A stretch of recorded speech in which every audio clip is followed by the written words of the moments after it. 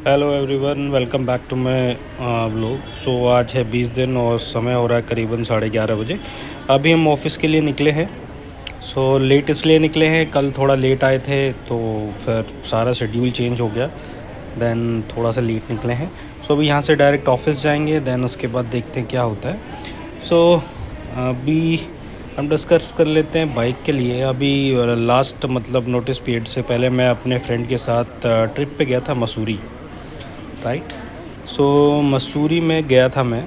सो मैं मेरी बाइक पे था, मैं था, मेरी वाइफ थी और वो सिंगल था अपनी बाइक पे। उसके पास है डोमिनार 400 और मेरी है अपनी प्यारी सी क्लासिक 350। सो एक दो बार मैंने मतलब बीच में उसकी भी बाइक चलाई, उसने मेरी बाइक चलाई। देन उसके बाद हम दोनों ने आपस में शेयर किया कि क्या इशू है, क्योंकि सब अपनी बाइक को अच्छा बोलते हैं। मैं बोलता हूँ कि भाई मेरी बाइक अच्छी है, वो बोलता है मेरी बाइक बहुत अच्छी है। सो आपस में हमने दोनों ने चेंज करके वो बाइक चलाई। सो मेरी ऑब्ज़र्वेशन क्या थी मैं बताऊं, और क्या अच्छी चीज़ उसकी बाइक में थी, क्या ख़राब चीज़ उसकी बाइक में थी, और क्या अच्छी चीज़ मेरी बाइक में है और क्या अच्छी चीज़ उसकी बाइक में थी।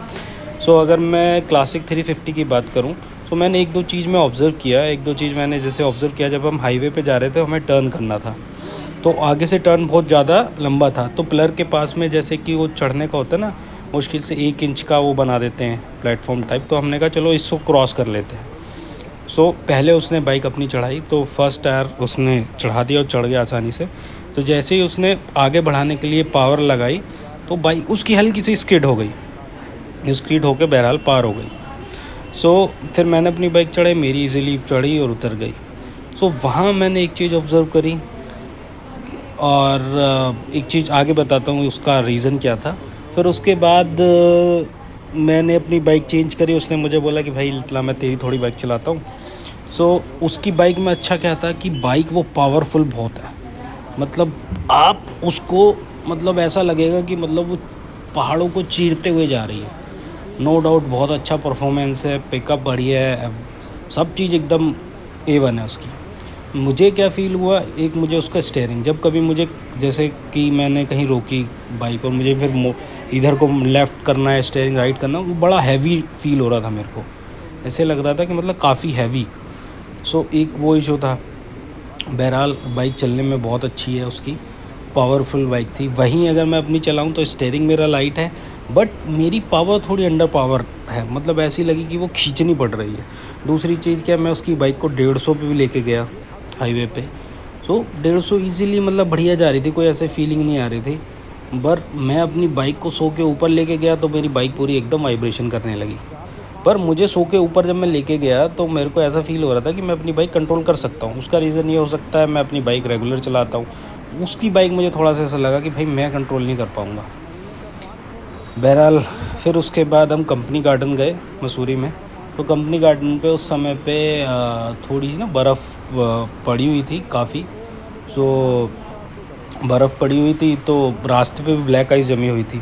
तो हम चले गए बाइक से। तो जब हम रिटर्न कर रहे थे तो ढलान पे पूरा बर्फ़ जमा हुआ था। तो जैसे वो गया तो मतलब वही चला रहा था। मैंने बोला भाई तू ही चला, क्योंकि बाइक का बहुत मुझे वेट लगता है उस बाइक का।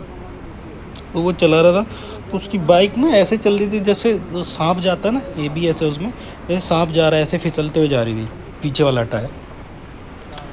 फिर उसके बाद मेरी फट गई। मैंने कहा यार इसकी जा रही है, बीच में को एक बार गिरने को भी हुई तो बहरहाल उसने संभाल ली। कहा यार जो गिरी मैं तो नहीं संभाल पाऊँगा। फिर मैं अपनी लेके गया, आराम से फर्स्ट गियर में डाली और छोड़ दी मैंने।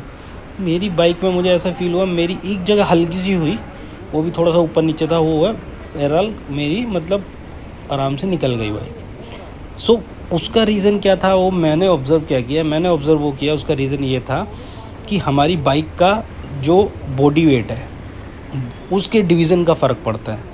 आप डोमिनार 400 पे कभी देखोगे तो उसका जो मेजर वेट है ना वो आगे वाले टायर पे ज़्यादा है, ठीक है। आगे वाले टायर पे काफ़ी वेट है और पीछे वाले टायर पे कम वेट है। वहीं क्लासिक का अगर आप बुलेट की बात करते हैं तो दोनों जो उसका वेट पोर्शन है वो दोनों इक्वल है। आगे भी टायर पे भी है, पीछे भी टायर पे है। सो उससे डिफरेंस क्या होता है, उससे डिफरेंस मतलब फ़ायदा क्या होता है, फ़ायदा मुझे मिला जब मैंने चढ़ाया तो पीछे भी वेट था और मेरे पीछे भी बैठी हुई थी मेरी वाइफ, नहीं वो उतर गई थी बहरहाल। सो वेट जो है दोनों में दोनों टायर में, दोनों चक्के में बराबर था, तो इस वजह से वो स्किड नहीं हुई क्योंकि पीछे वेट था। उसकी गाड़ी के पीछे कम वेट है, उसका मेजर लोड आगे की तरफ है, फ्रंट टायर पे है, तो उस वजह से उसका टायर स्किड कर रहा था। ऐसे ही बर्फ़ में जब हम उतर रहे थे ब्लैक आइस पे, तो उसका स्किड करने का केवल एक ही वो था कि उसका फ्रंट टायर पे पूरा लोड है, पीछे वाले टायर में कम है। मेरी बाइक स्किड ना हुई, वो उसका कारण ये है कि मेरी बाइक का जो वेट है वो दोनों टायर पे डिवाइड है। इसी वजह से जब हाईवे पे मैं 100 पे जाता हूँ तो मुझे ऐसा लगता है कि मैं इसको कंट्रोल कर लूँगा, और बड़ी कंफर्टेबल गाड़ी जा रही है। तो ये है, सो वो है, हर एक चीज़ में ना क्वालिटी भी हैं, मतलब अच्छाई भी हैं, बुराई भी हैं। सो ये सारी चीज़ें हैं। सो ये हो गया बाइक का डिफरेंस। बाकी मैंने और बाइक कभी चलाई नहीं। बहरहाल आगे देखते हैं क्या है। भाई एटलीस्ट कम से कम मेरा चैनल सब्सक्राइब कर लो यार, 6 सब्सक्राइबर हैं। कभी कभी तो मुझे लगता है वीडियो बनानी वेस्ट है। आई नो कि थोड़ा सा मतलब वीडियो कुछ ऐसे कोई ख़ास देखने वाली नहीं है, बट मैं ट्राई कर रहा हूँ इम्प्रूवमेंट के लिए। आगे थोड़ा सा इम्प्रूवमेंट होगा तो थोड़ा आगे बढ़ेंगे। पर जॉब वाले की तो इसी तरह से व्लॉग होते हैं भाई, रोज़ सड़क ही उनको नापनी होती है। तो जॉब में मैंने एक चीज़ और देखी, बड़ी अच्छी चीज़ ना, जब मैं मतलब रिज़ाइन से पहले मैं अगर मैनेजर से बोलता था कि सर मेरे को ना 2-3 दिन की छुट्टी चाहिए, तो एकदम मैनेजर का ना सांप सा सूंघ जाता था। ऐसी फीलिंग आती थी कि अगर मैं छुट्टी ले लिया ना, मतलब कंपनी डूब जाएगी, ऐसा फील आएगा। आपका मैनेजर ऐसा फील कराएगा, यार तुम चले जाओगे ना, काम इतना है यार, तुम कंपनी डूब जाएगी एकदम। मतलब तुम्हारी 3 दिन की छुट्टी लोगे ना तो एमडी सब आएंगे, अरे भाई इसने लोअर लेवल के एम्प्लॉय ने छुट्टी ले ली, इस वजह से जो है हमारी कंपनी जो है एकदम डूब गई है, ये वो फलाना ढिमकाना। जैसे ही रिज़ाइन डाला मैंने तो उसने बोला भाई क्या इशू है, क्या है। तो थोड़ा सा अगर आप ये बोल देते हो सर देखो यार वर्क प्रेशर है, छुट्टी वुट्टी, अरे यार क्या छुट्टी वुट्टी का तुझे चाहिए, वो हफ्ते भर की छुट्टी ले ले भाई, हफ्ते भर की छुट्टी कर, एन्जॉय जा, पहाड़ों पे जा, एन्जॉय कर, और उसके बाद तू आराम से रिवॉक कर लियो। क्या यार, मतलब जब तक आप एक्टिव हो तब तक बंदे को जीने मत दो। तो जैसे ही वो रिज़ाइन डाल दे तो उसको रोकने के लिए तुम बोल रहे हो अरे हफ्ते भर जा, फिर कैसे काम होगा। जब आप 2 दिन हो तो इसको ऐसे लगता है कि उसकी किडनी मांग ली, यार ये क्या मांग लिया तुमने, कुछ भी मांग लिया तो छुट्टी नहीं मांग ली। ये सारी चीज़ें, ये सारी चीज़ें हैं नोटिस पीरियड में। कुछ अच्छा भी होता है, कुछ बेकार भी होता है। तो नोटिस पीरियड में मतलब काम करने का, देखो मैं अपना डेडिकेशन से काम करता हूँ भाई, जैसे पहले था वैसे ही करता हूँ। रिसेंटली मुझे कोई फालतू का पंगा नहीं लगा। मैंने बहुत से लोग देखे हैं नोटिस पीरियड पे ना काम वाम बंद कर देते हैं और अपना मौज मस्ती में रहते हैं। मैनेजर से दुश्मनी कर लेते हैं, पूरे ऑफिस स्टाफ से दुश्मनी कर लेते हैं। वो नहीं है तो मैं नोटिस पीरियड को मेरा मन नहीं करता, बट सैलरी तो मिलनी है। जब सैलरी मिलनी है तो कम से कम ऐसे काम करो कि ये ना लगे कि साला फ्री में सैलरी लेके तो काम कर रहा हूँ। चल जैसे काम होता था पहले मैं बड़ा टेंस होकर काम करता था, अभी बड़ा रिलैक्स होकर काम करता हूँ। मैं बैठा हूँ, काम करूँगा, घर पे आया तो भी काम कर लूँगा। अगर कुछ इम्पोर्टेंट रहा, कुछ एक कलीग्स आपके ना, कुछ कलीग्स हैं, कुछ ऑफिस के बंदे हैं जो बड़े मतलब आपके ख़ास हो जाते हैं, तो उनके कुछ काम में वो भी कर देते हैं घर पे, वो कोई दिक्कत नहीं है। मैं ट्राई करूँगा कि 90 के 90 दिन उसी डेडिकेशन के साथ काम करूँ जैसे मैं पहले करता था नोटिस से। सब्जेक्ट टू मेरे मैनेजर की छुट्टी में से ना हो। बहरहाल 1-2 बार मैनेजर ने बोला था, किसी को बोला था, मुझे डायरेक्टली नहीं बोला कि यार रिज़ाइन के बाद बंदों के ना ड्यूटी चेंज हो रहा था। सुन के थोड़ा ख़राब लगा यार, मतलब हम डेडिकेशन से काम करते हैं, मंथ एंड में रुकना भी होता है, जैसे मैंने वीडियो डाली है सुबह के 5-5 बजे भी अपन ऑफिस से निकल रहे हैं। तो यार जब हम आपको पूरा सपोर्ट करें 5 बजे, फिर एक्टिविटी की बात सुन के थोड़ा मोटिवेशन तो आ गया। मुझे लगता है यार वही लोग ठीक थे जो साला मतलब जो ना जाते नहीं थे, अपना कोई काम कर रहे हैं अपने हिसाब से, वो ज़्यादा रिस्पॉन्स देते नहीं थे। तो वो कभी कभी ऐसा लगता है कि मतलब क्या कि भाई वही आदमी जो काम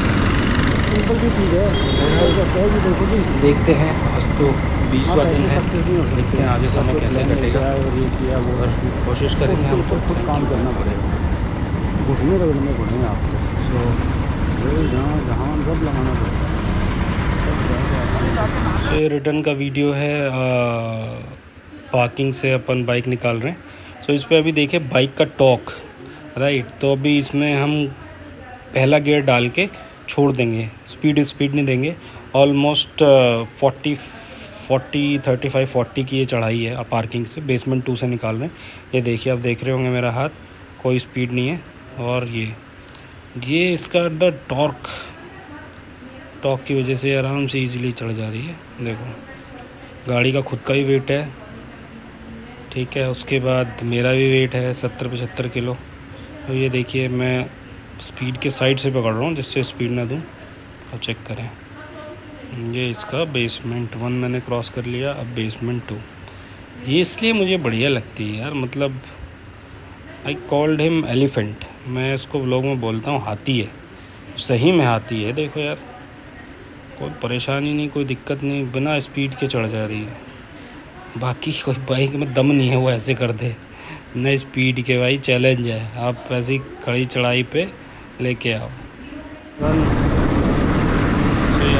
होटल का लोग रिपोर्ट कर रहे हैं, सोनी घर की तरफ जा रहे हैं। फिलहाल रास्ते में एक विज़िट करते हुए अपन घर जाएंगे। सो अभी लास्ट हमने ये दिखाया कि चढ़ाई में चढ़ते हुए। एक बार मैंने एक वीडियो डाली थी जिसमें मैं करीबन 5th गियर में विदाउट स्पीड फुल गियर में मैं बाइक को लेके मतलब चला रहा था। तो भाई ये चीज़ें ना यही कर सकता है। मैंने एक ऐड देखा था बजाज का, हाथी मत पालो बाइक पालो। तो पर एक्चुअली हाथी पालने का फ़ायदा ये है कि जब आप हाथी से चलते हो ना, तो आसपास के जो लोग हैं, आसपास के जो जानवर हैं वो हट जाते हैं। लेकिन जब हाथी चलता है ना, तो शेर भी किनारा कर लेता है। ये पता नहीं गजराज जी को कब गुस्सा आ जाए, पता चले पटक दे ज़मीन में है को चल दे। एक्चुअल में हाथी फीलिंग आती है यार, हाथी चलाना बेशक से स्लो चलती है, बट लगता है कि सामने कोई आगे तो उठा के पटक देगा, चीर देगा। ये मैंने देखा, 1-2 बार मेरे एक्सीडेंट भी हुए बहरहाल, और मोस्टली पीछे से ही आके एकदम, मतलब मैं स्लो चल रहा हूँ, पीछे से आके किसी ने मारा, या साइड में खड़ा हूँ पीछे से आके, मैंने देखा है कि बाइक हल्की नंबर प्लेट मुड़ गई, स्टील में कुछ हुआ ही नहीं भाई। धड़ाक से पीछे वाला बाइक का मैं इंसिडेंट बताऊंगा आपको। एक बार मैं गुरुग्राम जा रहा था, तो पीछे बाइक वाले का ध्यान नहीं था, मैंने पेट्रोल पंप में मुड़ा, इंडिकेटर दिया था, तो दिमाग ही नहीं था, आके सीधा मारा धड़ाक से, बाइक उसकी फैल गई, पैसन की पूरा शीशा टूट के ऐसे कितना बुरा एक्सीडेंट हुआ। मैंने देखा मेरी नंबर प्लेट अंदर को मुड़ गई, बाकी कोई फ़र्क नहीं। एक बस आज तक इसमें एक इंडिकेटर टूटा है, वो भी कैसे रिक्शे वाले ने सीधा आके इंडिकेटर पे मारा, एकदम खाक से टूट गया। बहरहाल लोहे की किसी पार्ट में भी एक्सीडेंट हुआ, आज तक कोई मुड़ा कुछ नहीं। ये हाथी, इसलिए हाथी हम पसंद करते हैं, और इसलिए लोगों को बुलेट भी पसंद है। मार्केट शेयर बुलेट का